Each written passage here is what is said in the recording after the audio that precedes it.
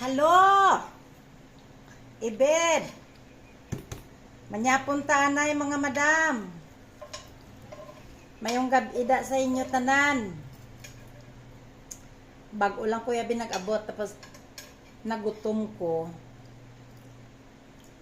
Timing may tinanok nga itlog. Kaya mo naman yung sudanon ko. Yung tanok sang apo ko.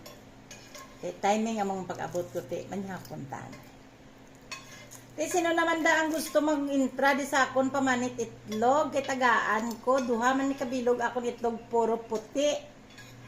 Amo ni kinahanglan ko.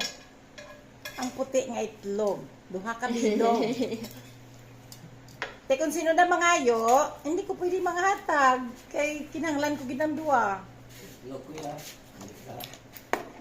No thanks. No thanks. Imo lang na siya kay may ari na ko di itlog ng duha ka bilog. Kaya wala pa da ka panyapon, pwede di ka intra sa akon, oh. Ka? Give me.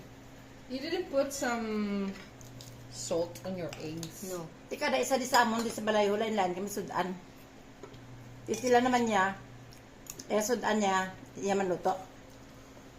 Naman! Namet? Hmm? Ano na I sa? told you that you will eat all of it. Ama. Ano na yun? Mixed vegetables. Tamigin daw mo, Mama. May ari pa, oh. O, amo naman yung sudan ni Beb. Namin. Ang amo ni Rima, itlog kami nga duwa. Mixed vegetables with oyster sauce and salt. And kebab. Kilawang kinibin niya sudan, Beb. Naman. Kaya kami bakalala ko na mixed vegetables. Para may... Ano mo lang dahil may margarine. Daso may uga pa ko. Pero ang uga ko niya ginakinikini ko lang. Jutay-jutay lang. Wala na.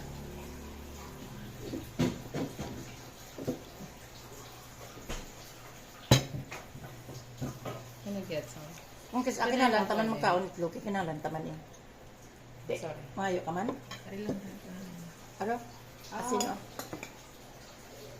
Na, nga madam, para healthy body, kinalan makaon utan, makaon itlog, makaon isda, pagjutay nga rice.